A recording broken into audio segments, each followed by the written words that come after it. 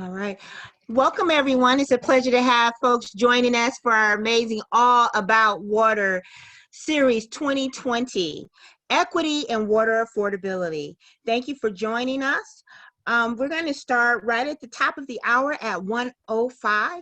We're going to start with the voice of our Director of Freshwater Future, Ms. Jill Ryan. Just to let everyone know, this is being recorded. Your presence is your agreement.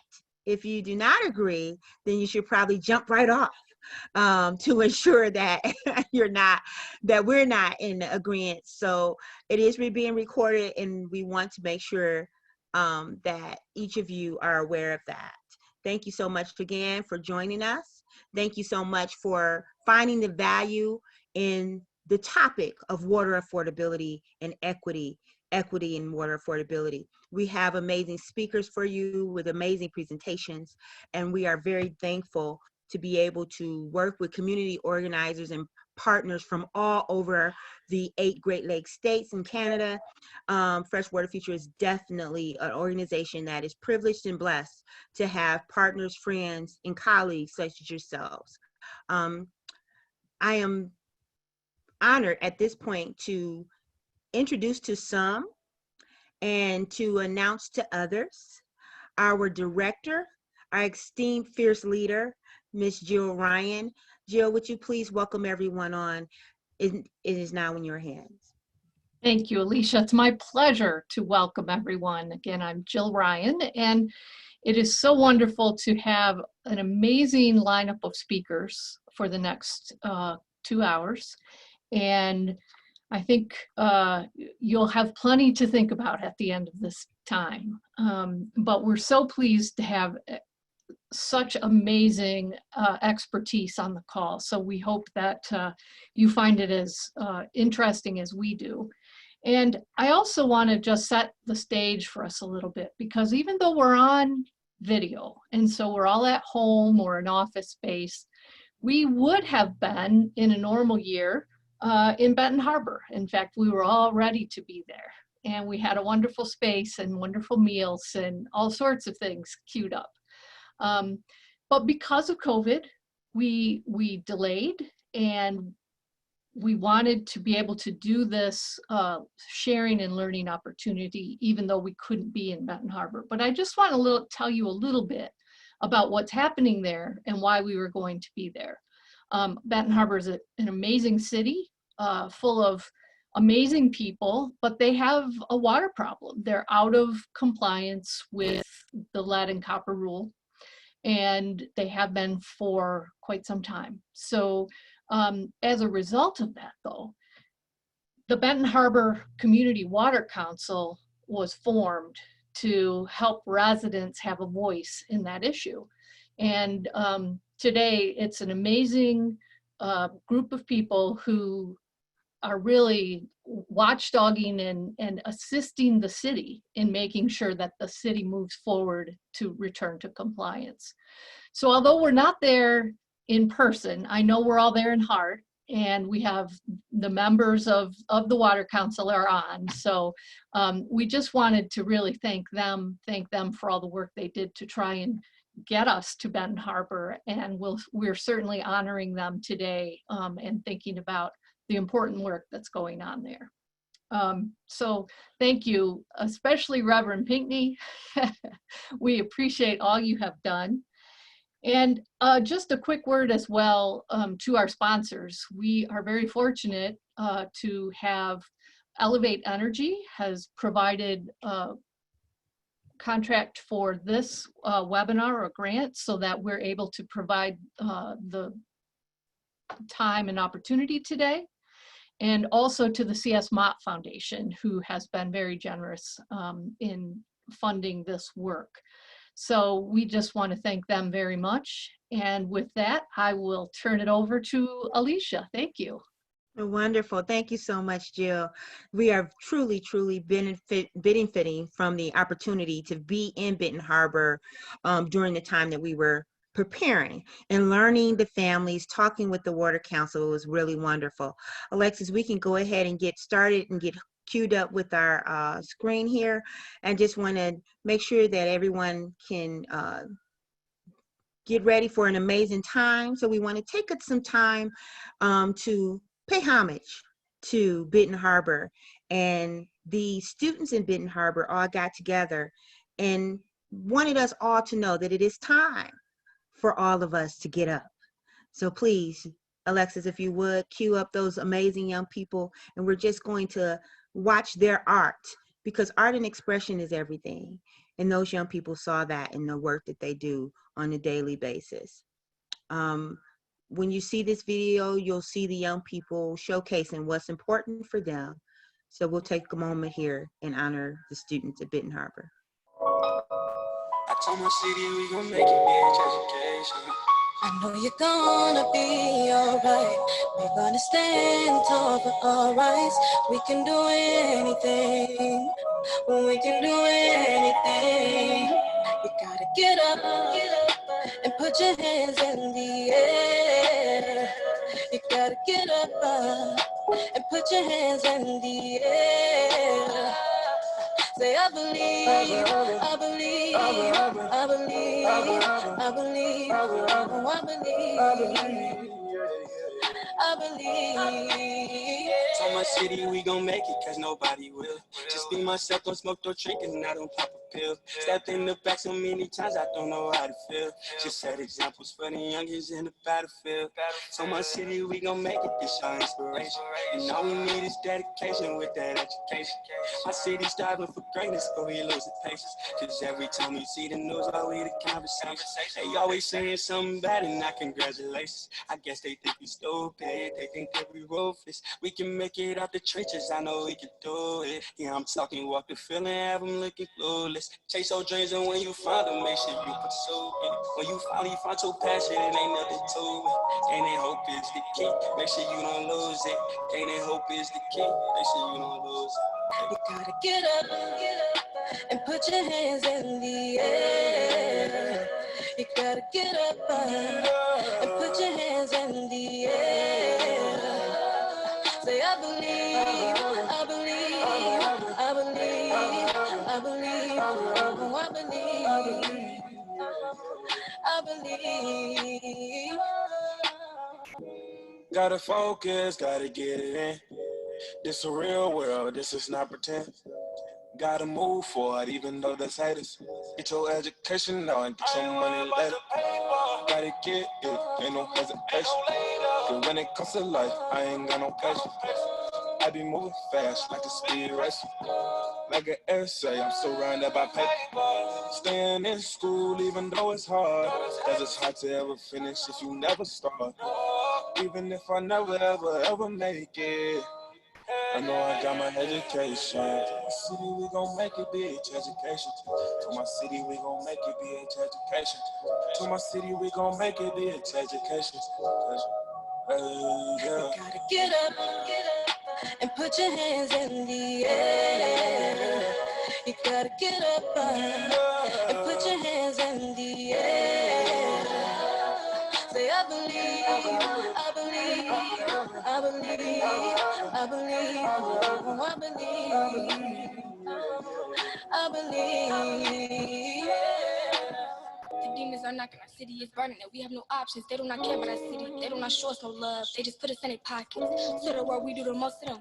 To the world, we is the ghost of them. But I'ma make sure they hear my words. Yeah, I'ma make sure they hear my verse. Cause we gon' blow up and fly like a bird. Yeah, I'ma blow up and fly like a bird. You cannot take me up out of my city. Move me, try me, 2 6. Now I got the animals behind me. Cause honestly, you should be part of the movement. We make it move. We say goals, we gon' go for it. Just watch how it goes. Cause I'ma watch you on the sideline while we shine. You had the light, now the lights on mine. It's too bad cause we in control now.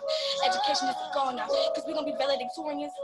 Cause we victorious. Yeah, we gon' be valedictorian. Cause we're victorious. It's gonna be alright. We're gonna stand tall for our rights. We can do anything. We can do anything. Yeah, we can do anything. You gotta get up and put your hands in the air. You gotta get up and put your hands in the air. Say I believe, I believe, I believe, I believe, I believe, I believe, I believe.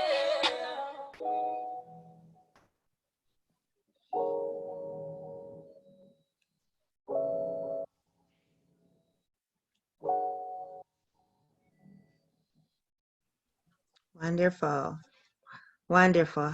Just amazing young people. Let's give them a hand. That is great to actually have young people doing this work and having a voice in the work. We know that music has been part of our history of how we express ourselves and using the arts to do that. Alexis, please, let's go ahead and advance our slides. Today we are here to have some great conversation, amazing presentations as it relates to equity and water affordability. What you see may not always be what you get. Equality and equity. What is in the box? Don't just prop the issue. If we fail to plan, then we plan to fail, and failure is not an option. Please, next. We'll say more about that photo, but I don't want to give too much away. But I do want you to keep that visual in your mind. And please, Alexis, please, we're going to have a poll here. What areas of water affordability have you seen the most inequitable practices and processes? Please answer those, and we'll let you know the results after you have weighed in. Is it in funding? Is it in our services for water? It is in the impact of geographical, urban versus rural, and racial impact.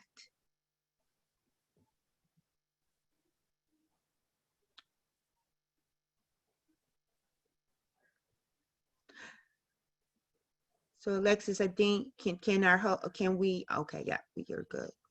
I'm sorry.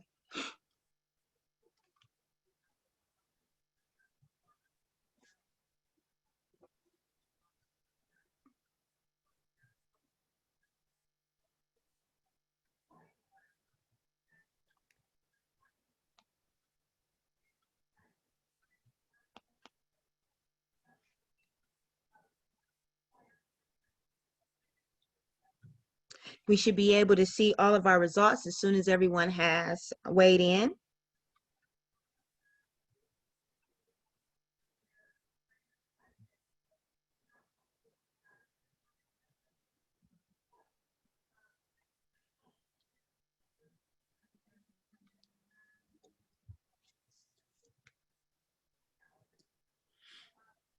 And Alexis, you let us know when we can go ahead and launch the results.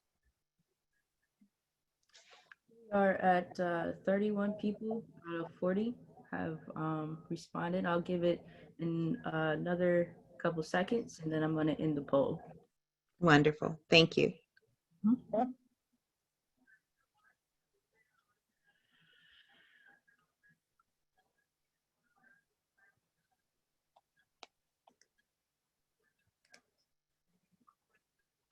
Wow, look at there.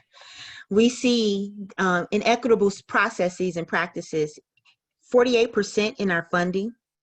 We're going to talk more about that. Services, 39%. The impact of our rural and urban spaces, 39%. And guess where most of our disparities and inequitable processes are? That would be racial impact. And so, Alexis, if we can come back to that during our Q&A, I think it would charge us for some really good conversation. Thank you so very much. We're going to move forward. Before we go into introducing these amazing presenters and panelists, I want to just say that I have had the pleasure of working with most of them, and I have such a great respect for each and every one of them. And so at this time, I just want to give you all four of them, and they will come on as you will hear their voices. But I want to say, Dr. Hammer, when I first met this man, I said to myself, where can you find such a powerhouse walking on two legs? He is absolutely amazing. He wasn't afraid to talk about what needed to be said. He was not afraid to address the structural and institutional racism. And that is something rare. At the time, I was still a student, finishing up my schoolwork, and he just touched on every single thing. And some of the students that I brought with me were just in such a space of appreciation.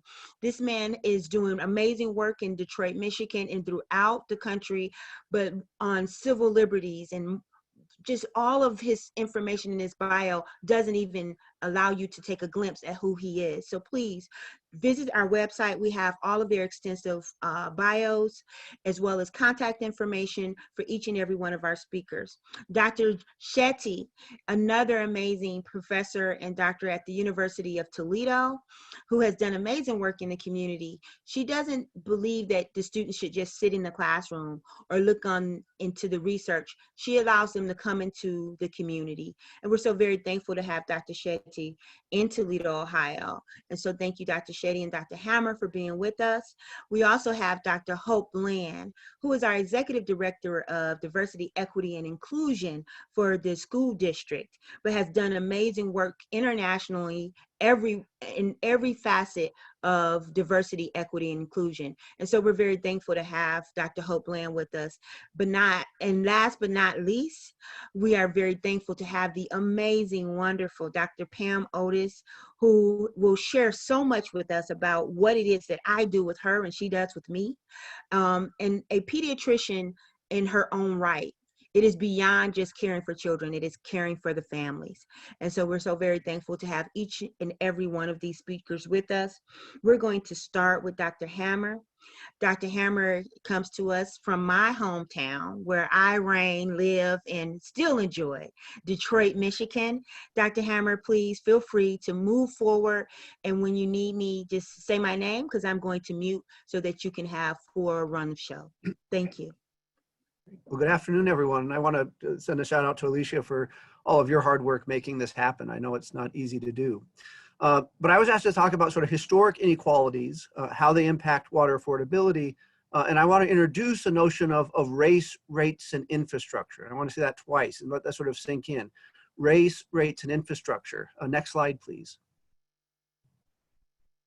I'm going to take a little bit of a twist. I'm not going to talk about racial equity in this slide. I'm going to talk about the way that law views equity. And there's an interesting relationship between law and equity. And think about how this resonates with the water fight. You deal with equity when law fails, right? And I would argue with law is failing us. And when law fails, typically you would look to equity, justice according to natural law. A body of legal doctrines and rules developed to enlarge, supplement, or override a narrow, rigid system of law. And I think that affects water affordability, but I think as the protests around the country are showing, that affects so much of the rigid structures of structural racism and white supremacy that are entrenched in law. And we need to move beyond law into equity. Next slide, please. Many people that have seen me talk before have heard me talk about the 3 R's. And the 3 R's I've often talked about are race, regionalism, and reconciliation. I think those are significant, but I want to talk about other words that start with R today. The first one is an equitable doctrine of restitution. It's an equitable remedy that has 2 elements. If you show that a benefit has been conferred upon somebody and that it's unjust to retain it, you in equity can demand its giving it back. They can't retain benefits that are unjustly obtained. The second R word I want to sort of bring into the room is the notion of reparations, a repairing or keeping in repair, an act of making amends, offering expiation, or giving satisfaction for a wrong or injury, right? So think about restitution, think about reparations as we're going through the next number of slides. Next slide, please. Again, race, rates, and infrastructure. And there's a little bit of work that started to be done on this, but I think it's a really powerful framework that lets us think about how race influences our conduct over time, how race is embedded in the physical infrastructures like a water system. And if we learn how to see the interconnections, we're going to have a whole different understanding of issues of equity and issues of justice. Next slide. So what does that mean, right? And I want to link this into understandings of structural racism. And the definition of structural racism that we use at the Key Center is looking at the interinstitutional dynamics that produce and reproduce racially disparate outcomes over time. The interinstitutional dynamics that produce and reproduce racially disparate outcomes over time. Any racialized system cannot exist in the abstract. Right? It requires a bureaucracy. It requires an administration. It requires people, right, in uniforms, sometimes postal uniforms, sometimes military uniforms, and it requires an infrastructure to operate. I would suggest that we start looking at the water infrastructure and see how the water infrastructure can be used in reality, but also as a metaphor to understand the dynamics of structural racism in the regions such as Detroit, in regions such as Toledo, and how that gets perpetuated and transferred over time. So we think about the rate structure, we can think about the rate structure being an oppression mechanism implemented through a bureaucratic administrative process that is overseeing, ironically, what is a public asset, right?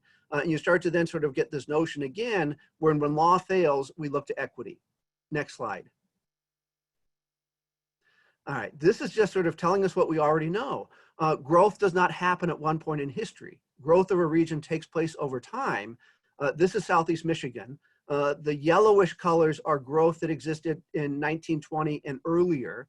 And you start to see that the region grew over time, right? Until you get down to the edges, taking us all the way to the new millennium.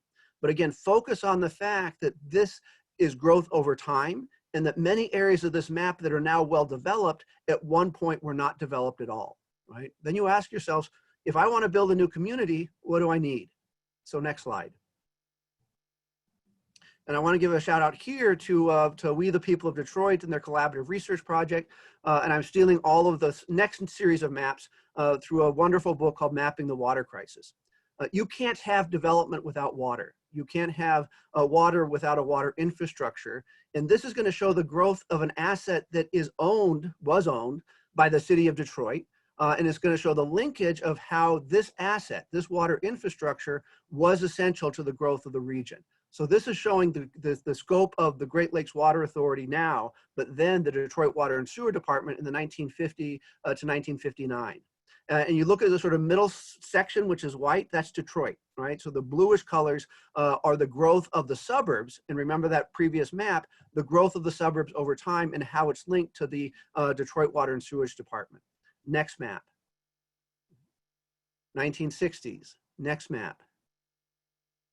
1970s. You're seeing this is getting huge, but this is permitting development in areas that were previously not developed. This is permitting the sort of settlement of areas that were not settled. This is creating wealth where there was no wealth before. 1970s, next map. 1990s, right? And you're seeing it goes up to Flint, right? It's carrying almost the entire Southeast Michigan region. Next map. 2000s, next map. All right, so we saw infrastructure. Remember race, rates, and infrastructure. That was largely about the growth of an infrastructure, but the growth of that infrastructure permitted the growth of the entire region. We're now going to think about the dynamics of physical movement of people and housing and how embedded in that notion of a construction of the infrastructure, the water necessary for development over time, permitted series of white flight and permitted a phenomenon of segregation. Where here, this is a map of 1950. The green areas are areas of predominant African-American communities by census tract. We're going to see another sort of reproduction of racism. Remember, the production and reproduction of systems of racial inequality and racially disparate outcomes is our definition of structural racism. What's going to happen over a period of 50 years is you're going to see segregation inside of the city, right? Now being reproduced at a regional level, where before neighborhoods were racialized, now entire cities are going to be racialized within a highly segregated region. And again, what I want you to do is pay attention to two things in the next series of slides. First is this interrelationship between yellow and green. And yellow, remember, is predominantly white census tracts, right? It's not an abstract color. This is whiteness, right? And the green is African-American populations. And then look at the growth of roads, right? You're going to see growth of roads where they didn't exist before, again, illustrating that you need an infrastructure for the development. So 1950, next slide. 1960s, next slide. 1970s, next slide. 1980s, right? And we're seeing, again, almost the entire city of Flint, the entire city of Detroit and increasingly in Pontiac, becoming racialized space, being surrounded by a racialized a white community. Next slide. Right, 1990s, next slide. All right, 2000, right? And we also see the social reproduction where neighborhoods were once segregated spaces, now entire cities are segregated spaces, and that was done predominantly through the extension of public infrastructure to the benefit of some, right, and to the detriment of others, told now through a story of water. All right, next slide, please. All right, so I want you to think about what happened in the core of that original prosperity in the 1920s, 1930s, 1940s, right? And we're going to look at this through opportunity mapping. And opportunity mapping is just what it sounds like. I look at what opportunity is, right? And opportunity is the quality of housing, quality of employment, quality of schools, healthcare, transportation, food security, living environment. And I often say that you want to know who are experts in opportunity, they're real estate agents, right? So the real estate agent will know every single one of those and can steer you to opportunity on a granular block by block level. And we also need to remind ourselves that it really is through segregation of housing that is part of the dynamics and the machinery and the physics that enable the segregation of these communities, all right? All right, so we're going to see a map, but don't get to the next slide yet. Hold here. I want you to think about Southeast Michigan in your own minds. I want you to map areas from your own lived experience that you know are areas of high opportunity and that you know are areas of lower opportunity. And I always stress that this is a story about systems and not individuals. Opportunity requires an elaborate public infrastructure. Race, rates, and infrastructure is not about individuals, right? So when you see areas of high opportunity, that is proof of the existence of prosperous infrastructure supporting opportunity. And when you see areas of low opportunity, that's visual evidence of the lack of those infrastructures necessary to enable opportunity. So think about your map of Southeast Michigan. This map was commissioned by the Michigan Roundtable and done by the Kirwan Institute at Ohio State. So next slide, please. So this is showing areas of high opportunity and low opportunity. From outer space, right? The pale colors are low opportunity areas. You could see Pontiac from outer space as a low opportunity area, right? Without the infrastructures necessary to produce opportunity. You can almost see the entire outline of the city of Detroit as an area of low opportunity, lacking the infrastructures necessary to support opportunity, but they are surrounded by seas of opportunity. Right? Oakland County historically is one of the richest counties in the country, right? And that then says, who created that wealth, right? Where did that wealth come from? And I want you to remember that first series of slides about the Detroit Water and Sewer Department, right? The Detroit Water and Sewer Department is one of the critical enablers of the creation of wealth at a regional level. And once that process is racialized, we see that it benefits some population and it goes to the detriment of other populations. Don't go to the next slide, but I want to tell you what you're going to see in the next slide. We're going to overlay opportunity, clear segregation of wealth and opportunity with, again, those racial dynamics of green dots will show predominantly African-American neighborhoods. So next slide, please.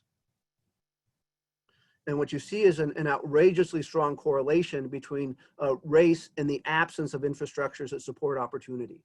And when you get the extreme segregation of wealth and opportunity and race, that's the definition of spatial racism.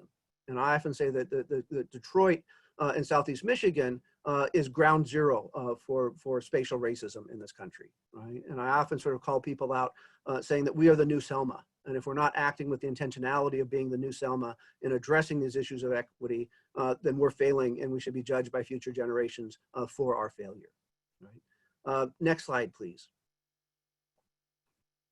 All right, so deep breath, right? That's a whole lot to process, right? We talked about race, rates, and infrastructure. We saw how the growth of the region happened over time, but it was critically connected to the Detroit Water and Sewer Department. And we saw how that process simultaneously interacted with series of white flight and series of resegregation that not only produced racial segregation, but was embedded in a system of economic and social inequality, creating this notion of spatial racism. Right? And that's the backdrop that you have to then think about issues of water affordability and water equity. Right? And I'm going to show you the dots, right? And you're going to have to start in your own minds and through our discussion and through your future research to connect these dots. Right? So I'm going to give you a bunch of sort of significant claims that tie all of that together into specific claims about the impact. Right? Municipal distress in cities like Detroit and Flint are grounded in a history of spatial structural racism. Think about property taxes in an opportunity desert. Think about business taxes. Think about income taxes, right? That story of spatial structural racism gives you municipal distress at a structural level and tells you why you have municipal distress and emergency management in cities that are predominantly African-American, that are Detroit, that are Flint, that are Pontiac, that are Benton Harbor, right? Important claim. You got to start getting these dots and connecting these dots. Second claim, spatial structural racism lies at the heart of water quality issues and water unaffordability in Flint and Detroit, right? And Toledo. The infrastructure necessary for that required populations, right? When people get their free ticket with the white flight and leave, they're leaving high systems of debt and older systems of infrastructure for those that are left behind, right? So we have to connect spatial structural racism with the issue of water, lack of water quality, issues of lack of affordability, need for water affordability plans, right? Third major claim, third dot you need to connect, strategic racism, right? Which is another variant where you're taking opportunistic advantage of the spatial structural racism, and emergency management lie at the heart of the Flint water crisis. And that's a longer story, that you wouldn't have the Flint water crisis without strategic racism centered in emergency management. It lies at the heart of the water shutoffs in Detroit and elsewhere, and is the root of the theft of the Detroit water and sewer system, right? You have that incredible asset that created all the wealth in the community, and through a bankruptcy process, that was actually stolen from Detroit and gifted to the region, who already have benefited from the prosperity and the opportunity created by the development in the water. And the final claim is that only an intentional use of racial equity frames can lead to sustainable change and justice in terms of water. Next slide, please. I want these issues to echo back in your ears as you sort of process that. Remember that equity is justice according to natural law. And I would suggest that here we've seen a lot of injustice. Think about claims of restitution. Who has been given a benefit, right? And who is it unjust to retain that benefit? Dr. Hammer, 2 minutes remaining. Right, the repairing and the keeping that is necessary, the act of making amends, offering expiation, giving satisfaction for wrongs and injury, right? That's all tied into the story and is connected through that race, rates, and infrastructure.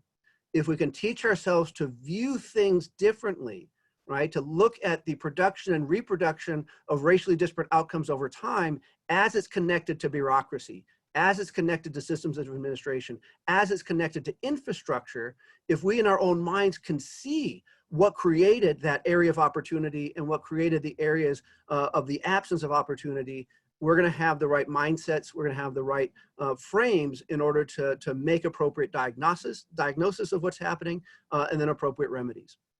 Last slide, please. And this is just a call for our ancestors, right? We have had great heroes in our communities before. This is a picture of Judge Damon J. Keith, a crusader for justice. And I would just suggest again that heroes come from Detroit, right? Heroes come from Black Detroit. We have to remember those heroes as we're confronting the challenges that we have today. And we know that Detroiters have always risen to the occasion, and Detroiters will rise to the occasion today. And I think I hit my time mark, so I'll stop. Thank you. Thank you so much. Whew, can we just get a woo? Amazing, wonderful presentation. If you have questions, we will have questions at the end of each of our presenters as a whole. So enter your questions into a chat box or into a Q&A. We have folks monitoring that. I just want us to keep that equity when law fails us. Continue to just think in that prospect of that information. Next, we have Dr. Shetty with us from Toledo, Ohio. So very thankful to have Dr. Shetty. Dr. Shetty, I am going to yield the floor to you. Thank you so very much for being with us. Thank you, Alicia. Thank you, everybody. And thank you, Dr. Hammer, for a wonderful introductory presentation that I think sets the stage for what we're going to talk about in the next hour and a half or so. So I'm going to talk a little bit next, a little bit more focused on Toledo. So this will be, I think, sits very well in the larger framework that Dr. Hammer just set out, but points our attention to a particular place. Next, please. So we're looking at two scales. We're looking largely at Lucas County, Toledo, and then a little bit about the Junction neighborhood in which Alicia is very active. Next, please. So for a little bit of background, so Toledo, Ohio gets its water from Lake Erie, and many of you might know that in 2014, we had a drinking water crisis. So at the intake point for water to the city of Toledo, there was, as a result of multiple factors coming together, not so infrequent anymore. This is happening more and more. We had an algal bloom, and as a result of that, the water that was coming through the taps in the city of Toledo, this was in the summer of 2014, was unfit for use. So unfit for drinking, unfit for use in any other way. And we know also that the information to residents of Toledo, telling them that this water was unfit for use, was very uneven in its distribution. So certain communities were, it took longer for the information to reach some of our communities within the city. And I know Alicia knows this very well. And so this brought up the question about access to water and water both in terms of access and affordability. But we didn't want to start off with just thinking that we knew what the important questions were. So we started off with a series of small focus groups. So we did one in the Junction neighborhood, and we did a couple more in other parts of the city, connecting with community groups, of which there are not many. So quite often using a house of worship as a point of entry into a community. Next slide, please. So we came up with a set of questions that community members thought were important. So one was, what is the perception of water quality, affordability in those neighborhoods where the information was slow to reach and that are still feeling the consequences of the lack of safety drinking water? And then what can we say about water affordability at the city and county scale? So for example, are there hotspots? Can we see any patterns in the spatial distribution with regard to water affordability? Can we see any trends? Is there some difference between owners and renters, etc.? And the next slide, please. The way we did this was sort of two primary ways. So we had our focus groups earlier to try and figure out what the important questions were. So the first part, as Alicia said, you know, we were talking about the students at Benton Harbor. These were students at the University of Toledo, and we did a door-to-door survey of residents of the neighborhood. The questions we developed in conjunction with the Junction Coalition. So that was one part, trying to get a sense of the individual households, their experience with disconnection or shut-off notices, their issues with water bills, their perception of water quality, safety, access, etc. So that was one source of data. The other source of data was from the city, and where we got a somewhat messy database that we were able to clean up, that looked at the addresses in the city and county that had received disconnection or shut off notices between 2008 and 2017. So for the purposes of this presentation, I'm going to focus on the second part, but it's a little bit broader, though I will also say a few things about the neighborhood scale. Next slide, please. So this gives you a snapshot of where we're talking about. On the left is the city of Toledo. On the right is the Junction neighborhood, which if you look at the city of Toledo is somewhat in the lower half of the map on the left, and a little bit to the right between, so the river, between the river and that large highway that you see at a diagonal. Yes, right there. Thank you, Alexis. Next slide, please. So a little bit of background on Toledo, because we're trying to make the connection between affordability, equity, and other determinants, other characteristics of the population. So Toledo is not a very wealthy city. And we have data from until 2017, because at the time that we did some of this work, that was the last data point that was consistent across all the characteristics that we wanted to look at. So in 2017, you can see that the federal poverty level meant about $12,000 for an individual, about $24,000 for a household of 4. Over a quarter of our city's residents lived in poverty. So we're poorer than our county, where about a fifth of the residents live in poverty. 38% of children in the city lived in poverty. So it was 28% for the county, but significantly higher within the city. And 30.4% of the city's immigrants lived in poverty. So poverty among immigrants is higher than residents as a whole.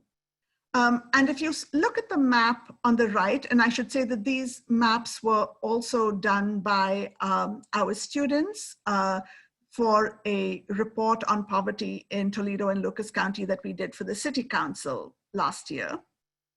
So the darker spots that you see are where a higher percentage of the residents in that particular census tract live in poverty. So the darkest census tracts that you can see, over 60% of the residents in that census tract, if their individual had less than $12,000 a year, if they were a family of 4, had less than $24,600 to live on. So this is quite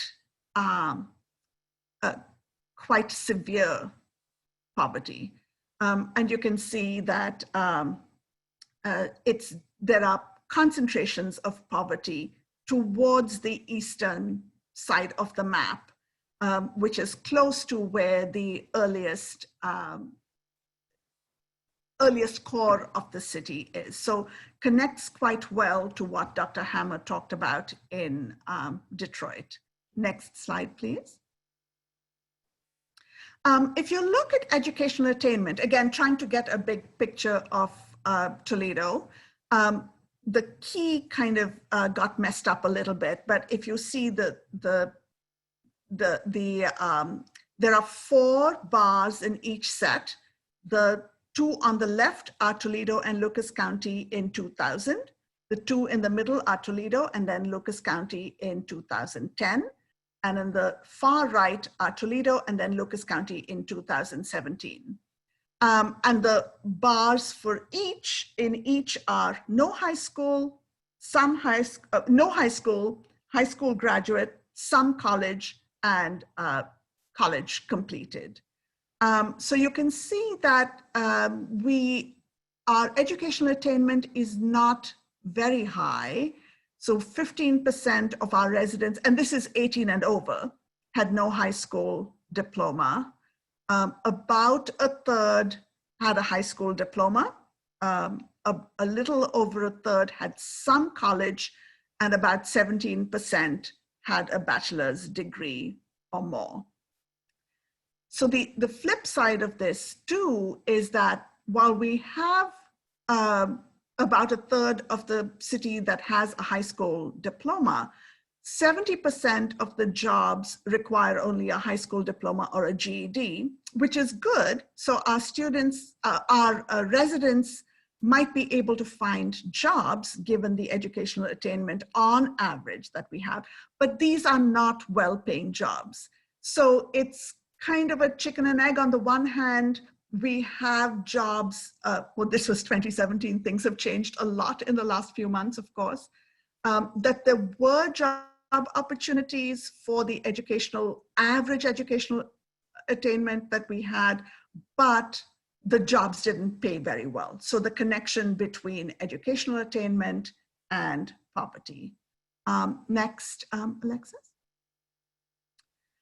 So another angle that we wanted to look at is the way in which public assistance, recipients of public assistance are distributed spatially across the city. And once again, you can see that the darkest spots are the census tracts that have the highest percentage of residents receiving public assistance. And you see again that the darker census tracts are within the core of the city. And as you move outwards, very similar to Detroit's pattern, that there are lower levels of use of public assistance. And in 2017, more than a quarter of our residents depended on SNAP benefits, also known as food stamps. Next, Alexis, please. And finally, housing. So just looking at four, we looked at poverty, we looked at public assistance, we looked at educational attainment, and now at housing. So in terms of owning and renting, and this will have implications for our looking at water shutoffs, we have 48% of our residents that 48% of our residents are renters and 52% are owners. And so this is a balance that has been tipping more and more towards increase in the percentage of renters in our city. It was much lower in earlier years. As a general rule of thumb, the Housing and Urban Development Department and others like to have a situation where households don't spend more than 30% of their income on. Dr. Shetty, 2 minutes remaining. Okay. But we can see that the 45% of our renters paid more than that, what we think is appropriate towards housing. Next, please. Alexis. So if we look at how shut-off notices are spatially distributed across the city, if you think back to the earlier maps that we saw that saw concentrations of public assistance, concentrations of poverty, concentrations of homeowning versus renting, you can see that there's a very similar pattern in where these shut-off notices are being sent to. Next, please. You can see too that the shut-off notices are sent to owners, not renters. In this map, the size of the dot is the amount that is owed.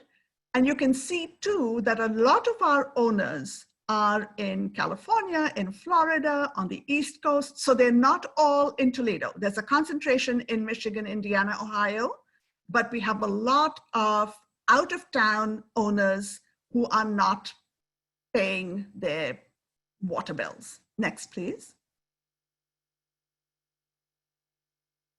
I will point just to the graph on the left, which shows that the highest disconnection notices were around 2013, 2014, and then started declining, but have been going up in the last year, last few years.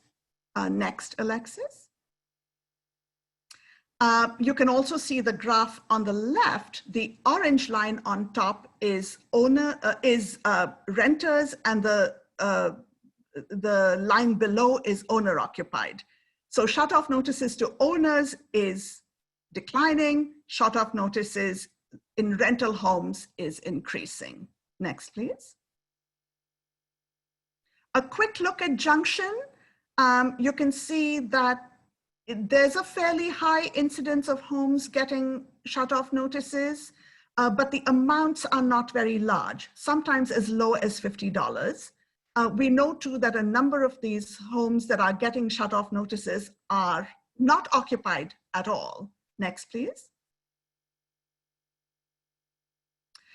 If we look over time too, I'll just point to the top line on the graph. In 2008, 47% of those who got shut-off notices were owner-occupied. In 2017, it was only 35%, whereas 65% of these shut-off notices are going to homes that are renter-occupied. Next, please. Thank you, Dr. Shetty. Please begin your conclusion. Okay, I'll go over to the next slide. Just to say that we see spatial clusters of shutoffs, which coincide with spatial clusters of poverty, low levels of education, high levels of social service use. The Junction neighborhood is not particularly worse off, but that doesn't say much about the rest of Toledo, because the struggle is real in Junction. It just is an indication that the struggle is real in many other parts of the city as well. Many of the highest water bills are where owners have left the house vacant. Proximity to social services does not seem to impact. We wondered whether if people were close to social service agencies, there would be lower numbers of disconnection orders. That's not the case. And overall, there are increasing numbers of shut-off notices being sent to renters rather than to where owners live in their own homes. So I'll end there and I'll wait for questions at the end. Thank you. Thank you, Dr. Shetty. This is so important for us to understand the interconnected weaving of law and the absence of equity in that space, and then how poverty plays into that entire spatial racism. And so please keep these things in mind that, we talked about opportunities. Dr. Shetty talked about, Dr. Hammer talked about. What was the thing that was missing? We're going to come back to that. We want to keep it rolling, and we're going to have a good Q&A. So we're going to look over here and look at our Dr. Hope Bland, who comes to us to talk in regards to systematic racism. What is it? And what's our next move as it relates to water affordability and environmental justice? So Dr. Bland, please, I yield the floor to you. Thank you so very much for being with us. Thank you. Thank you very much, Alicia. And also I want to thank Dr. Shetty and Dr. Hammer for their wonderful presentation. They spoke very specifically about a certain regional area. What I'm going to do is kind of talk about systemic racism as on the surface, and from a macro level perspective, and from a societal perspective.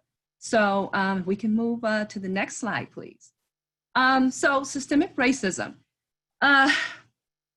NAACP President Derek Johnson defines systemic racism as called structural racism or institutional racism, as systems and structures that have procedures or processes that disadvantages African Americans. And of course, we know that systemic racism also disadvantages all people of color.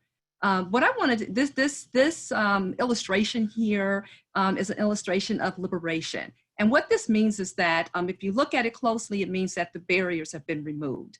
So we're no longer looking at a wall. So there is no need for the boxes at this point, and we have reached liberation, and equity has arrived. So that was one illustration that I wanted to show. I thought was really important, so that we can see that without the barriers, there is no need to have any boxes at this point.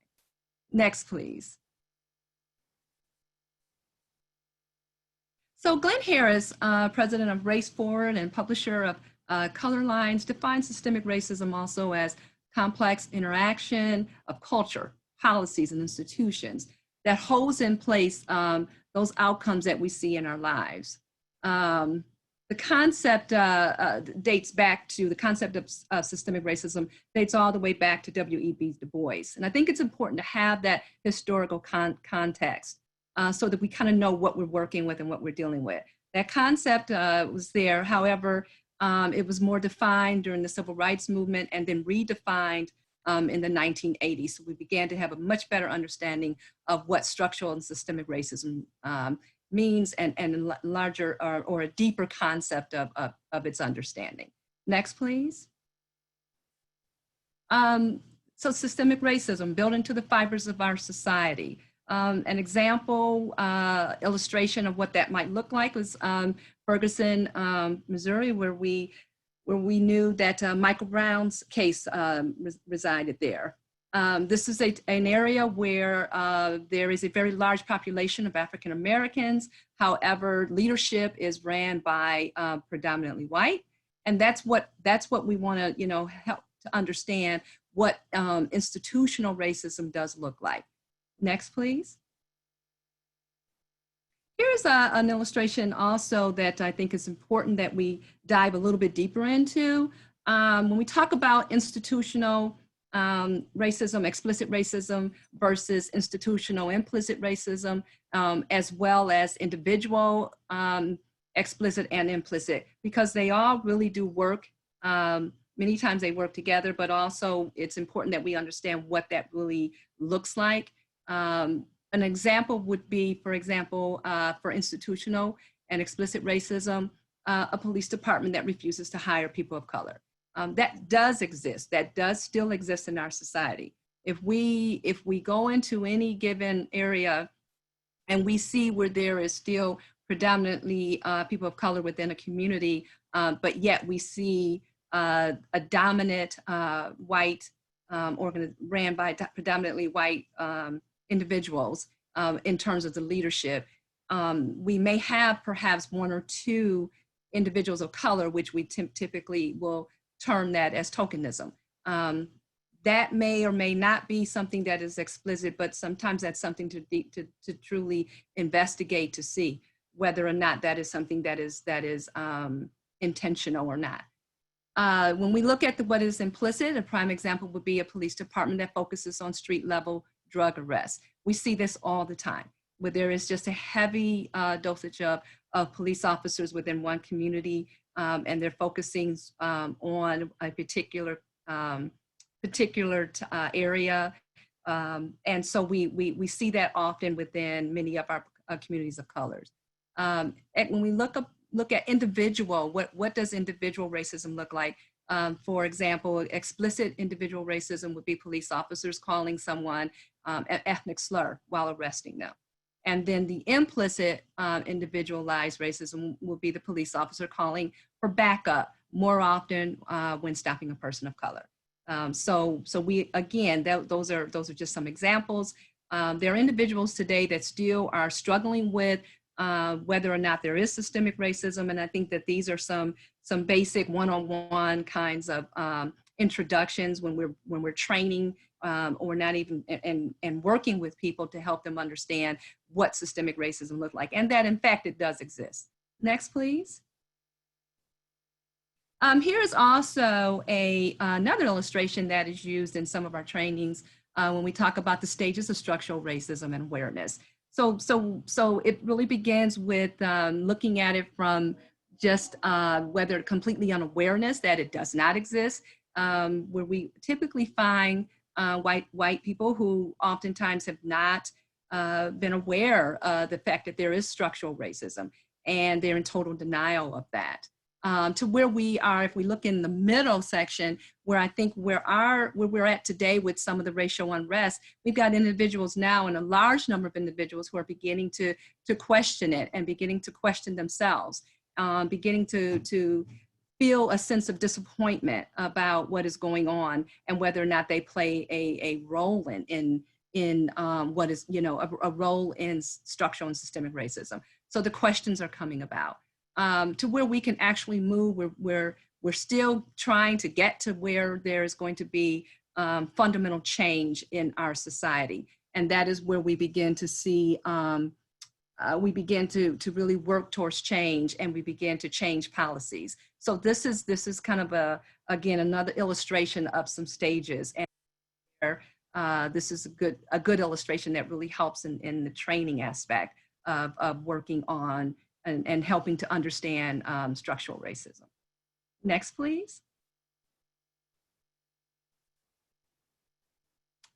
So as we are moving now into systemic racism, and again, where are we as a society? How are we viewing systemic racism? It is now beginning to we're beginning to be much more aware of it as a whole, based on what we just saw with the murder of George Floyd. So I wanted to just kind of give an illustration here of of how there are some communities that truly do believe that systemic racism really was part of what happened with George Floyd, and that systemic racism did kill him, not based on the individual behavior, but based on what is in place in our policies and procedures, and how we move about and how we navigate, how systemic racism navigates through our society. So just wanted to indicate that here, the governor, the mayor of the Twin Cities indicated that they did believe that systemic racism did play a part in the death of George Floyd. Next, please. However, there are contrasting perspectives about systemic racism. So we also have where there are other groups, other communities that do not feel that systemic racism played a part, and they want to take the stance that this was an individual act of racism. And again, we saw a little bit earlier that they're two distinct and different concepts. So when we talk about systemic racism, we talk about are in place. We talk about structures that are in place that impact an entire group, an entire whole of people. And so, again, there are again policymakers that feel that systemic racism did not play a part in the death of this young man, and does not play a part in our society as a whole. Next, please. I also wanted to continue on with this concept because I think it's really important as we're still trying to navigate through this society on a macro level, and how we're going to address systemic racism and what we're going to do in terms of moving forward. So again, if we have leadership that is really not necessarily really dealing with systemic racism, it's going to put a halt on some of what we're trying to get accomplished in terms of moving forward. The Trump administration has repeatedly denied that discrimination against Black Americans is embedded in the political, economic, and social structure of this country. So we're talking about a very powerful level of government, which helps us understand that we've got a long ways to go. You can, next, please. Do current policies and legislations force people to behave differently? So what we're looking at here is that we understand too that our policies and our legislations are often rooted in the decisions that are made systemically. And if we understand and truly believe that there is systemic and structural racism, they're rooted, oftentimes it is perpetuated through the policies and legislations. And the policies and legislations govern govern all that we do, govern our America, basically. And so if we did not have systemic and structural racism, I think our policies, I think our behaviors would be quite different. Institutional racism in law. We look over on the left-hand side, anti-discrimination legislation tends to focus on individual acts of discrimination. And that is pretty much what we have been really, how we've been living is just oftentimes the perception is that racism is really individualized. It is based on individual behavior. And so when we look at on the right-hand side, we talk about institutional racism and health, as we're moving now into an understanding too that health and environmental racism, and we'll be talking about that shortly. That we can talk a lot about how that impacts our communities as a whole, and how that impacts us in terms of our day-to-day living. Racial segregation falls under institutionalized racism. Next, please, just for the sake of time. So the policies, I just wanted to kind of, this was just a powerful statement that systemic racism doesn't simply rear its ugly head. It's voted on, enacted with policies, and used to disenfranchise. Next, please. Again, systemic racism, and just another illustration of what how it navigates again through our society. If we look at the population of African Americans make up 13% of our population, but 40% of the prison population. Okay, and that is just a huge disparity in reference to looking at the criminal justice system and how those policies and procedures are designed. Then we want to look at also who controls the wealth. This is very, very powerful. As we know that we need wealth, we need income, we need economics to move anything in this country. 77%, whites make up 77% of our population and own 90% of the wealth. African Americans make up 13%, as I noted, and own 2.6% of the wealth. Huge disparity. Dr. Bland, you have 2 minutes remaining. Okay, thank you very much. Again, there's some racial disparities about COVID-19. We can move through this. I just wanted to show what COVID-19 and how it plays a part also. And then here is an African-American author who describes systemic racism is basically stating that it's manifesting itself in the public lynchings, the murders that have recently happened. This is one virus and two manifestations as we're combining both the racial unrest and COVID-19. Next, please.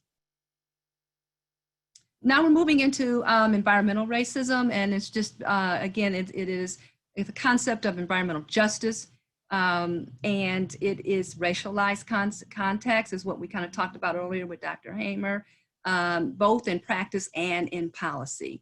Also with environmental racism, there is the concept, or there is the understanding of what white flight means.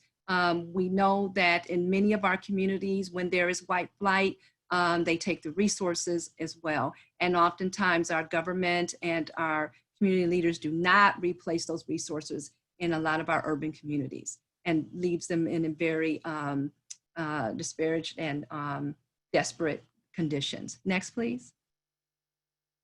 The type of discrimination where people of income, low income and minority communities are forced to live in close proximity of environmental hazardous, talk about toxic waste, pollution, urban decay. These are what many of our conditions look like, and this is what environmental racism looks like.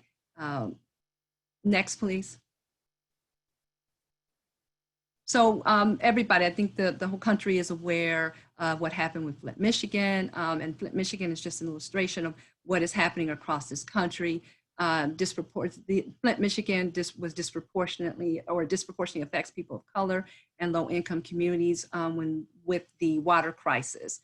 And that has been, I know we've talked a little bit about that today, but next, please, I just want to move on. I know I want to get some of this taken care of. Dr. Bland, thank you. Please conclude.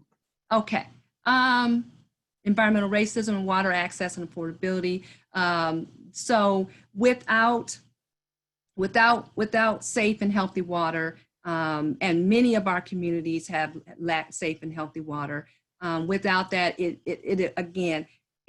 has a huge impact on how individuals live and the health disparities.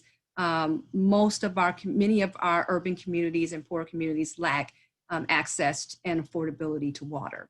And that is where the environmental racism plays a huge part. We talked a little bit, there is some, if we can move to the next one, please, because within that last slide, the government basically has failed us. They have failed in putting the proper funding in many of our communities through also proper infrastructures, water infrastructures, which we understand is very expensive. But however, special funding needs to be put into these communities or into the water infrastructure in order to ensure that all individuals are receiving healthy and safe water. Next, please. We can move, let's see, next, please. Thank you. So there has been within the last decade, 80% of a rise in for affordable water. The water bills have risen 80% over the last decade in America. So that just helps you understand that many of our poor communities cannot keep up with high cost water bills. They do not have access to healthy and clean water. Next. Just some of the questions. How are we moving in the space of racial consciousness? I just listed, there is a rise of racial consciousness. White Americans are saying that they are waking up to racism. Large numbers of white Americans have attended racial justice demonstrations and so on. Next, please. And how are we moving in this new space again?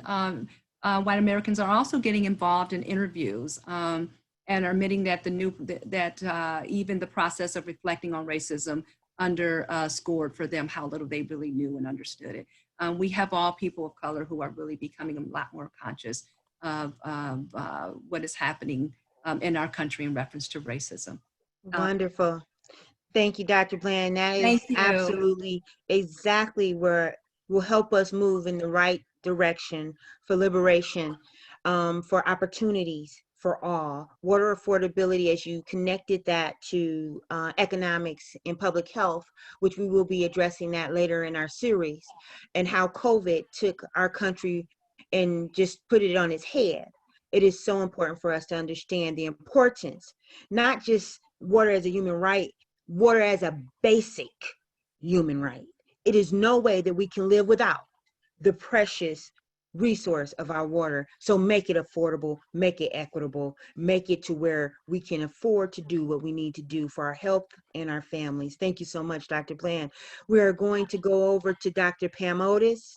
Dr. Otis is going to be talking to us about any racism in water equity. There's many of the questions that I'm seeing in the box have those questions of what about the policies? And Dr. Bland talked about the voting and putting individuals in place. There's a need for a complete restructure, and we're going to be dealing with that in our strategy portion, which is our last session of this webinar. So Dr. Pam Otis, you have the floor. Thank you for being with us. Thank you. Thank you. Next slide, Alexis. Thank you.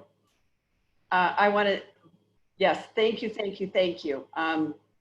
To Alicia Smith for inviting me, to the whole Freshwater Future team, these highly esteemed doctors, Dr. Shetty, Dr. Bland, Dr. Hammer. I am inspired and honored to follow you, to our attendees, and for this opportunity for me to be able to speak, connect, and put love into action.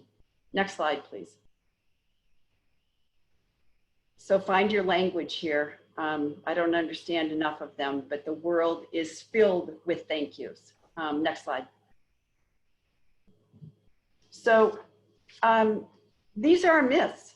I'm a white woman speaking to my white brothers and sisters with love, respect, and enthusiasm for what we get to learn. These are myths. We hear them, we think them, we've heard them way too often. Next slide, please. This whole issue of equity and equality has been exciting to contemplate. And I'm a pediatrician, I like children, I like pictures. So you got a lot of pictures from me about how my brain processes this idea and the images that I wanted to have for myself. So it's about being fair and impartial. And I love that picture of liberation. That I'm going to use that one again. Thank you, Dr. Bland. Next slide, please. That's where we're headed. That's the whole point of this, is to get to liberation. Well, I want to say that I haven't been this excited since I was in my 20s, demonstrating in the late 60s and 70s when I was in college. I thought, you know, we were going to end the Vietnam War, we were going to end racism, and we were going to end sexism. We were well on our way. And then, whoomp, down came structures that set us back a little bit. But we are back on track. One of the people that I have followed most avidly as a leader is Dr. Barbara Love, and I heard her speak recently, and she could hardly hold still. She was so excited because she said that this is a worldwide movement. And Dr. Bland, you showed that continuum. We've moved on that continuum a long way since I was on the streets in the 60s. We were more violent in the 60s. We were really violent. It wasn't worldwide, it was small. The Black Panthers were my heroes, but there weren't a lot of white people involved. And so I have huge, huge hope. And we have a lot of work to do. But here's a line of white women on the streets, protecting their Black brothers and sisters. We white people have a lot of work to do. We got to face things, we got to feel, we got to heal, and build new associations. Next slide, please. So another one of my Black women heroes changing the world is Jennifer Eberhardt. Dr. Eberhardt is MacArthur Genius Grant Awardee. I suspect all of you have heard of her, but I can't stop my enthusiastic talking about her and the ways in which she changed our understanding of racism completely. And it's spread now, not just from racism, but to every bit of bias. That this isn't about choice. This is about how we have been trained violently in many circumstances. We have been soaked up like a sponge. We had no choice. We were like dry pancakes that got syrup poured on us. We didn't have any choice as young people, but to absorb these lies, these horrible, painful misunderstandings about human beings. So these stereotypes are in complete opposition for many of us to what our chosen values and beliefs are. But it really is about how our brains work. I love her scientific approach of she got it in all of her research, that this is about our minds functioning and being able to absorb enormous amounts of information and categorize. And next slide, please. So this is a horrible truth of the racism that we got stuck with. It got stuck all over us. It's a horrible truth. We're not born with it. It got trained into us through every place that we interfaced, trained these lies into us. And many of us swept it under the rug for as long as we could. And here's this lump and we pretend like it's not there. And it just shows up more and more and more in our behavior. She proved that too, that to the extent we pretend it's not there, oh, not me, it shows up more and more. So this has been embedded, it's been into our minds, into our individual and personal minds, and as Dr. Bland so beautifully described, and Dr. Shetty, that this is about how our whole communities are built. Next slide. Equally true is the good news that this isn't permanent. She also showed that this isn't permanent, that white people can recover, which is great news. It's not easy. It's not a sitcom. It's not watch a movie, read a book, and it's over. No, it takes intention. It takes attention. It's going to take time, but it can change. And I love that part. And we all get to do some aggressive, thorough emotional house cleaning. How many of those pairs of shoes should she not put back in that closet? Well, there's a lot of racism that we get to get out and keep out. White people with white people. Next slide, please. So this is our opportunity. We get to end racism that has gotten into us. And as we do that, as we face the horrors, the sadness, the violence, the inequities, the deaths that happened, I mean, in my world, the COVID is just the most recent iteration, but in my world as a pediatrician, I've lived with the rates of infant mortality being aggressively disproportionate for African Americans. Forget whether you're poor or not. It's just being African American. The same for mothers. Serena Williams almost died in childbirth. She's not poor. She's an African American woman. These are facts that we have been facing and facing and facing. We've mentioned the prisons, but premature death happens more often simply because of the effects of racism on our brothers and sisters. We white people got to face and feel that stuff. We've got to cry. We have to boo-hoo over the grief and guilt and awfulness of what racism has done to our people, to our human race. We are a human race, and we have been divided so violently. Another of my experiences as a pediatrician is African-American boys in daycare who've been traumatized because of racism in their homes, in their neighborhoods, getting labeled with hyperactivity disorder and being expelled from preschool. Are you kidding? And I'm supposed to put them on a drug that poisons their brain because of racism. I need to do my work as a white woman and face my feelings, my upset, so that I can think about this boy and his teacher and make a space for him to be safe in a school environment.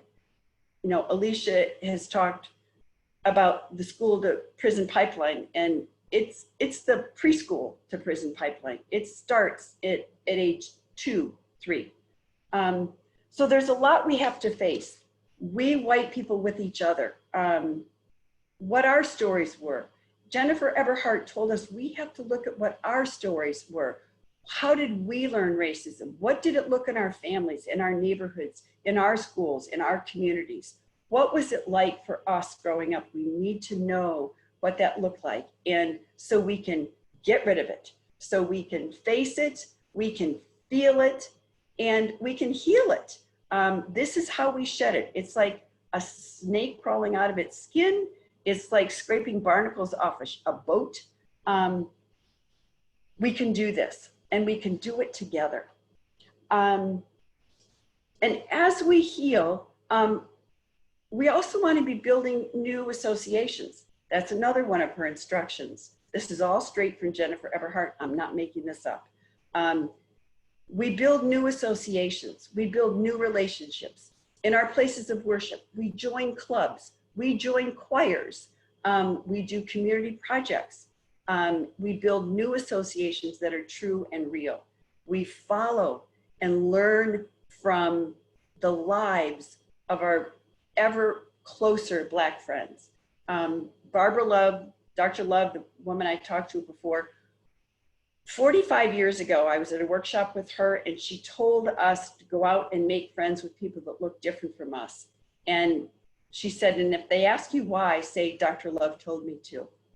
We were told not to make friends because people look different. So go make them because they do look different. I followed her instructions. I did lots of crying. I built beautiful friendships, and I will say a number of them have died. The good news is I've grieved and I've grown my circle of friends marvelously. So as we build the new associations, the grief will come because we are caring more deeply and have closer relationships and are seeing racism ever closer to our faces on a daily basis. So I want to say that, oh, next slide, sorry. There's plenty of ways to learn about racism. It's not the duty of any people of the global majority to teach us about what their experience is like. They don't need to do that for us. They don't need to take care of us. We get to love and take care of each other, and we all get to think about each other. But there's plenty written, plenty written. And we get to read and we get to talk to each other, we white people. Next slide. And see if you can focus on buying your books from a Black-owned bookstore. There's a challenge that I hold out. Patronizing Black businesses everywhere in our cities. find them and go buy their stuff. Another for us in our, for we white people is finding each other, finding who our people are. Being white in this country was part of our assimilation. Dr. Otis, you have 2 minutes remaining. Thank you. I didn't learn that my people, I knew from my mother that her family immigrated from Germany, her grandfather, and from England, those two. My father, I don't know, he didn't know. My father's family were Irish Catholic. I didn't learn that until all of them were dead. It was hidden.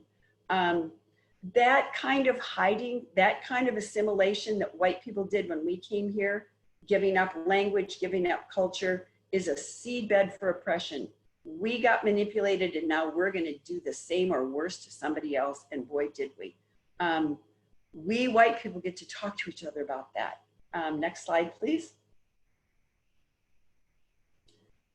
Act with white people, find organizations, there's plenty of them. YWCA is one here in Toledo with a mission to end racism and empower women. My mother did that when I was a child. She led me, and we get to find our places. Here's a link of somebody, a friend of mine who's on the news. Next slide, please.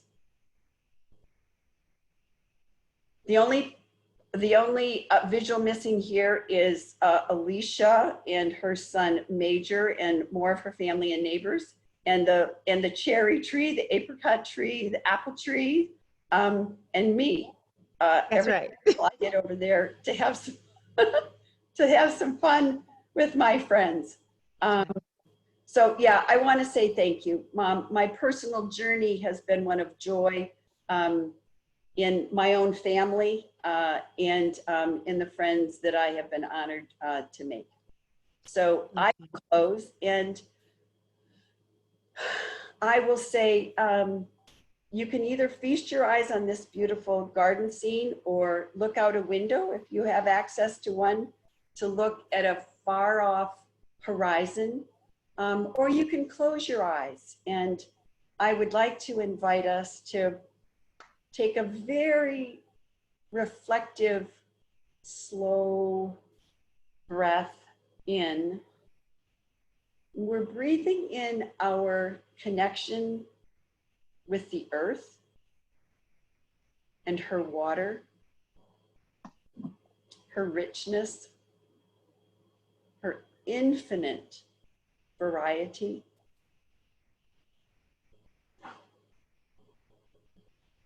And we can breathe out slowly our worries, our guilt, our fears, our impatience. And breathe in slowly our joy, our beauty, our shared humanity. Breathe out that we're not there yet, our discouragement, our disappointment. One final slow breath in of our vision of liberation for all peoples, starting with our peoples of the global majority. Thank you. Oh my Thank goodness. you, Alicia. To you. Thank you. Thank you. Everyone, I think that it was so important for us to have that redirection and focusing on our breathing. Alexis, if we could, we're going to go into our Q&A.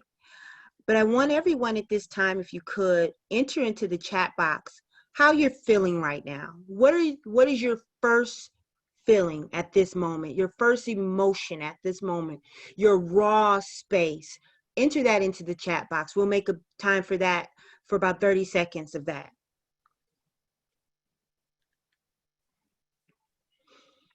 As you do that, we have questions. And we want to understand that the questions that we have within our Q&A and within the chat box give voice to our community, to our society, because silence is violence. We don't get to be silent anymore. We get to bring equity to the table for water affordability. And so we're going to start with some of the questions that we have from our guests, because these are questions that we can ask or even put out into our documents moving forward in Freshwater Future in our weekly and in our blogging. But we want to go right into respecting our wonderful attendees and getting questions to your answers. So, and you have those questions, I believe you were, Jill. If you would start to post those to our panelists, and I will help with that process. Great. So I want to encourage panelists, if you see a question in there that you want to answer, let's do that. But I wanted to start, Dr. Hammer, if we could, with the first question that came in, which was, who was making the decisions that started Detroit down this path that you were talking about? In other words, masterminding this water inequity to benefit the suburbs at the expense of Detroit residents. If we know this is true, why do Detroit residents have to push so hard to maintain, regain their water access and affordability? Great. So with love, I'll answer. We have to understand how our minds work. And our minds are not trained to think about systems, right? It's trained to focus on individuals, right? And we can actually use that question as an opportunity for collective reflection and see that we naturally and are hardwired, and it's very hard to change that wiring, want to find the bad guy, want to find the mastermind, want to find the evil genius. And the truth is it's not like that, right? These are thousands of decisions that layer over each other over time that are largely wired to protect that wealth. And go back and remember the graph of wealth, right? So the people with power are making a series of decisions year after year to adopt policies that benefit themselves and by definition exclude others, right? So I want to kind of tweak that frame, right? Kind of get us to be thinking about systems and not individuals. And I'd say if you want to learn it, look at The Color of Law, and it's a wonderful book on housing discrimination and segregation. And you can tell it through almost anything. We can tell it through water, we can tell it through housing, we can tell it through education. But that's a wonderful book that tells it through housing, and it can personalize it because you can think about, where did your grandparents live and where did they move, right? And if they were white, they could live here. And if they were black, they could only live here. And they wouldn't get a federally subsidized loan in the 1930s, which enabled them through systems of opportunity to have that house appreciate and transfer that wealth and pay for their kids' education. So that's the kind of thinking we have to do. And it's kind of a new thinking for almost all of us.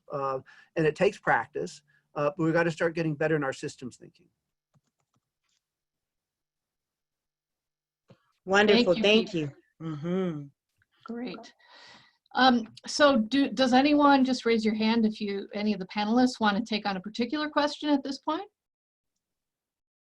Excellent. Dr. Shetty, please. Yeah, I was just going to add to what Dr. Hammer said. It's hard to, well, I think this group, it might not be hard to imagine, but that a lot of these, what started Detroit down this path and many other cities, was government policies that explicitly were the consequences of those were unevenly distributed across the population. So one very visible example, I think, was our highway system of the 1950s, which was, I think, posed or intended, or however we frame that, as a way to build infrastructure for this new metropolitan areas that we were developing across the country. But what ended up happening was that these highways decimated our cities by allowing the movement out of those who could afford to go, who wanted to go. So I think the maps that Dr. Hammer showed are very clear. So that's a small example of a supposedly neutral policy of building highway infrastructure that had very racial and class related outcomes for our communities. Thank you, Dr. Shetty. And I should say that question was from Joan Chad. I may not be saying that name right. Any others that you wanted to answer at this point? Anything specific or? All right, I'll go down.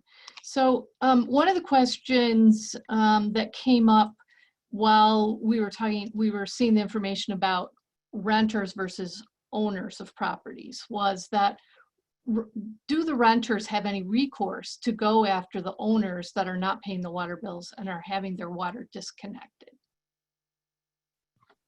So I can answer that for Toledo. So supposedly it's the owner who's supposed to pay the water bill. And the owner is not supposed, it's not the renter who's supposed to pay. But we know that obviously the cost of water is folded into the rent, or it's quite explicit, in which case the owner will say, well, I'm going to charge you another $100 or $150 or whatever the amount is in order to cover for water. So technically the renter cannot, the bill goes to the owner and the owner is supposed to pay. But there are some provisions where the occupant of the home can go and get, ask for their water not to be shut off. And that too, I think, is a little bit patchy. So for example, there was a small pilot program where the city of Toledo was going to put in some kind of device, which even if the water was not paid, water bill was not paid, it would still allow a small amount of water to be given to the household. So there would be no complete water shut off, but it would be based on the number of residents of that house, the amount of water that might be needed for minimum use, cooking, day-to-day use. Right. But that was only a Conservation is pilot what they project. called it, Dr. Shetty. Yes, yes. Mm-hmm. So that was a pilot project. And then there was a moratorium on water shutoffs because of COVID, but I think that's ending soon too. So it is scheduled to end July 10th. Scheduled to end Yes. July 10th. So there is some, so it's a very, I'm sorry that it's not a strong yes or no answer. There is some recourse, but it's very patchy. Alicia, you might be able to add. Well, so that in the interest of time, I'm willing to post the ordinance that just went through and passed on last Friday of tenant landlord opportunities for keeping the landlord from turning off water on tenants. I will make sure that that is on our website. That is an ordinance that is passed and it gives more information. Thank you, Dr. Shetty. Excellent, thank you. I want to ask a basic question that someone has put forward that says, what does water as a human right tangibly look like? Are there real world examples in the US or elsewhere we can draw upon? I think that's such an important piece of this. I wonder if one or more of you would like to answer that. Dr. Otis, why don't you take a swing at that, as you as a pediatrician knowing exactly how important it is to have access, especially with our children, our families. What are your thoughts in regards to water as a human right? Well, it's definitely a human right. I have not a slightest doubt of that when I think about feeding children, bathing children, and the importance of just drinking water. We need to not be buying plastic water. We're drinking plastic. We should have beautiful water coming out of our taps that we can put in a glass and drink. And yes, it's vital in our country and across the world. And water is the new oil. I mean, we are going to be having wars fought. We are already having wars fought. Climate migration is killing thousands of people in the world that don't have any water. So yes, it's definitely a human right. What I don't have the answer to are there places that have figured this out. That is out of my that's out of my wheelhouse, and I would turn to my highly esteemed PhDs who who I hope will know. Dr. Bland, what say you as an educator within the school systems where we have seen the elevation of bullycide due to the lack of water? Yes, I mean, we have, just to get to that, yes, we have had many issues with the school system. We obviously, with children coming in with, I'm just going to kind of talk a little bit about, like, for example, the lead and water in the pipes as well. I mean, we have had high cases of children coming in with issues of lack of proper water in their homes, or access to it, or even with shutoffs. I mean, we've had so many cases. When we talk about talking about water being a fundamental, it's a fundamental need, it's a necessity. It is a basic necessity. And so we have, just trying to think of the many cases that we've dealt with. I've worked at one time with the preschool program, and the number of children that come in from a Head Start program, and knowing that we have many of those families live in poor communities. We have had to address many issues of dealing with the fact that families were not able to have access to, Right. because of the high water bills. Yeah. I'm not sure if I'm answering that question, but well, that's to Dr. Otis' point too, is that it's not only a human right, but it's something that you can't even live without. So I'm going to go right to these water experts here and ask Dr. Hammer, is there places where you've seen this elevating in other countries, in other places? Dr. Hammer. Oh, you're on mute, Dr. Hammer. Step back a little bit and answer more as a law professor. The U.S. tradition is what we call negative rights and not positive rights. So you have a right to be free from oppression. You have a right to free speech. You have, God knows why, a right to bear arms as it's currently interpreted. But it's the government can't stop you from doing things. A more modern tradition is one of positive rights, right? And you see in constitutions in South Africa is a wonderful example of that. A right to health, a right to education. And therefore, for the last 3 decades or more, we've built a jurisprudence of decision-making in a thoughtful way to talk about how you implement these positive rights. So to the questioner's core point, it's not a unicorn, right? These things do exist, we have experience. It's not easy, but there are frameworks that are out there to do that. And ironically, speaking to the education folks, for about half a second, about 3 weeks ago, we had a right to education in the Sixth Circuit that includes Michigan. And you saw how quickly that got squelched, right? So talking about positive rights is hard in this country. It's going to take a mind shift of sort of new ways of thinking. But I think it's important because it grounds it at where the issue is. The issue is a matter of life and death. The issue is a matter of making sure that we as a community provide others what they need, not only to first survive, but ultimately to thrive in our society. And I'd just like to thank you so much for that, everyone who answered. And I'd just like to say, from an advocate perspective, we look at one piece of water as a human right as no more shutoffs, a legal moratorium on any shutoffs. So that's one perspective we can think about. I want to move on to another question, or we have some really great questions up here, and I know we may not get to them all, but there's a question about, is there research on the public health impacts of water shutoffs? So I wonder if any of you are aware of those studies. The one that comes to mind is Flint. It was sort of the reverse. It was the public health work that led to questions about the safety of water. So that's the one that comes to mind immediately, but I'm not sure about other communities. Dr. Hammer? Yeah, and I don't want to dominate, I just want to sort of say that these are important to show the political dynamics. There was a wonderful study that was started in Detroit, partnered with We the People and other community research collaboratives with Henry Ford System, that was trying to match water shut-off data with emergency room data.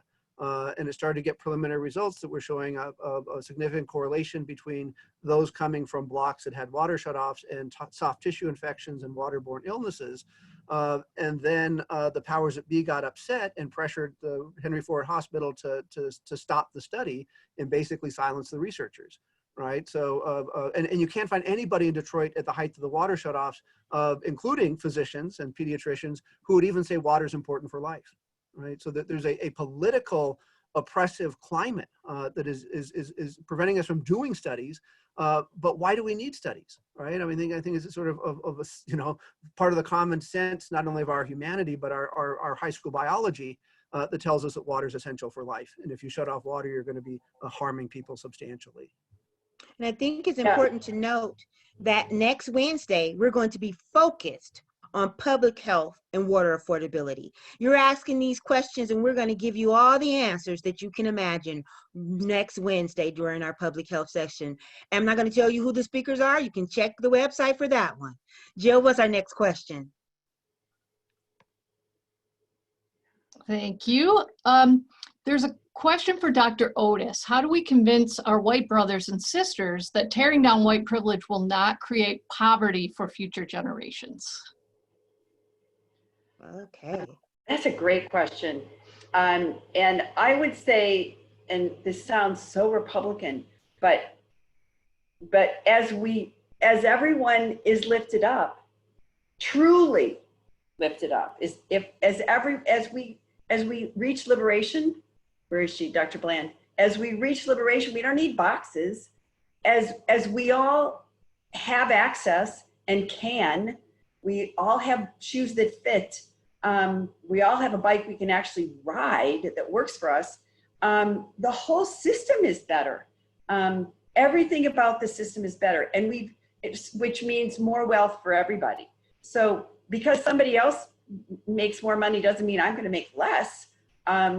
Maybe I can make less. I mean, this whole idea that money can't buy you love is the truth. How many of the ultimate, rich white people are miserable? They're terrified. They live behind gates. I mean, they're not this is not happiness. This is total fear. And we can look around the world at countries that have systematically educated women and invested in women-owned businesses, and women have done this. The whole country is better off. Not just the families of the women who are those entrepreneurs, but everybody benefits. So I think that's too much to say to someone. The first thing I would say is, what are you worried about? What's your worst fear? How did you grow? What was money like in your family? Who had money, who didn't have money? And what was that like for you? My parents grew up in the Depression. My mother she would pay her bills, put them in an envelope, we'd keep them in the car, and the stamps cost 5 cents. We didn't mail them. We had those bills we paid in the car. And when we went by the Lamson's department store, she'd say, you run this in now and pay our bill. I thought, oh my gosh, okay. I'm cheaper than a 5-cent stamp. We all got really confused as young ones about money. And that happened to everybody. So I would listen to those people first. What are you worried about? What might happen? What have you seen happen? And then little tiny bits of information after they've had a chance to unload some of their fears, their confusion. And Dr. Otis, that's so right. And some of the work that you do with reevaluation counseling allows those individuals to look within and see where that harm started and where you can begin to heal. Thank you. Jill, you have our next question? Yes, I have one probably to ask Peter to start on this one, which is it legal for Michigan and maybe other states to pass an income-based or tier-based state or local water affordability policy. Yeah, there was a great webinar this morning where folks have done a really nice analysis to demonstrate the various justifications for it. But I'll start where I'd say before that study was out, the people who are using those are looking for excuses for inaction. What we really need to do when we see a problem is boldly take action. And if there are legal problems that get caused by that, let's fix them along the way. But all of these sort of things are, in my mind, excuse making that justify the status quo and that are excuses for not acting to help people who are being harmed. Thank you, Dr. Hammer. And I would just say to the participants, we're looking at some of these questions definitely coming up in the next sessions. And at our 6th session, we're going to talk about strategy, about how do we create that action specifically. So thank you for that. And we will continue that conversation throughout our conversations. Wonderful. There is a question in the chat box that will definitely be answered next week at our public health and water affordability. Is there any increase in certain diseases that have a direct correlation of lack of water in the United States? The professional individuals that will be on will be directly answering that, but I want to give a stab to those that are talking about equity. Dr. Bland, Dr. Otis, Dr. Shetty, Dr. Hammer, what is it? Are there some things that are certain correlations that we should be looking at? I know we talked about housing, but what are some of the others?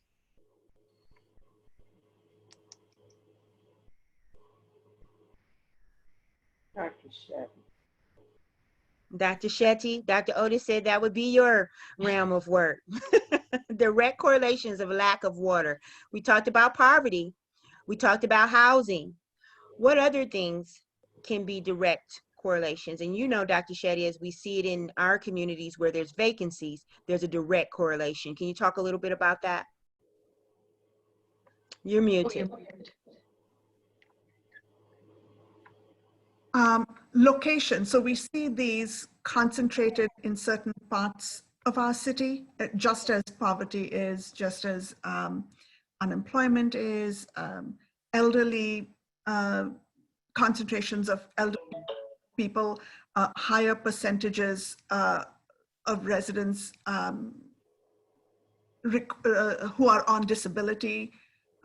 So there are a number of correlating factors. The bigger question, I think, which goes back to, is it a right or not, I think has to do with our privatization or corporatization of our urban services. So we used to think that water is something that you have you expect that your local government will get you clean water in your tap. And not just in many parts of the world. I think someone was asking this question earlier, in South America, in other parts of the world, there's been a move towards privatizing the supply of water.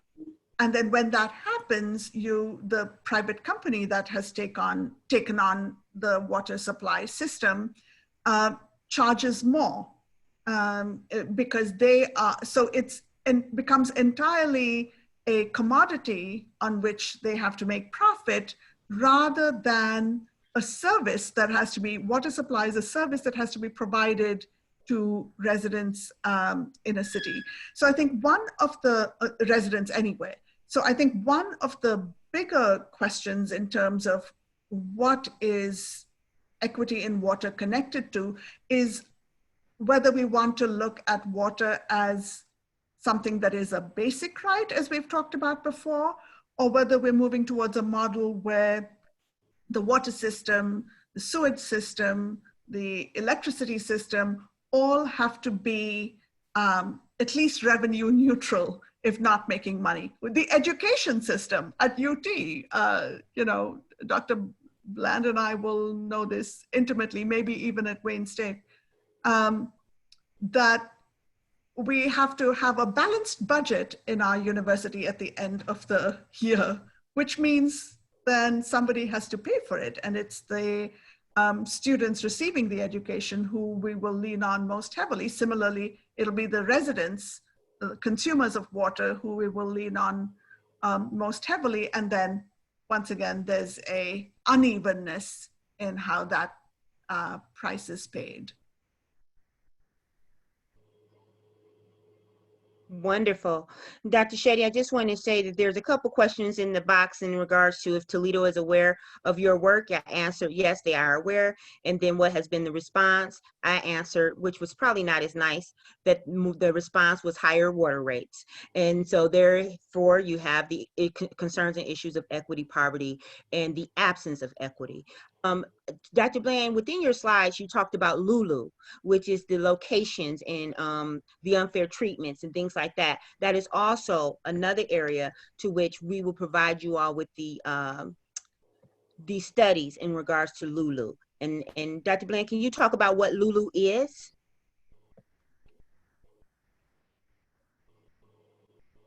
Actually, that's one that I found that research, and to be truthful with you, I don't have a whole lot of knowledge on Lulu as much as what you just shared out. I wanted to share that out there as a basis of a resource, but to go into too much depth about it, I mean, I to be truthful with you, I don't have a whole lot of knowledge. That's of okay.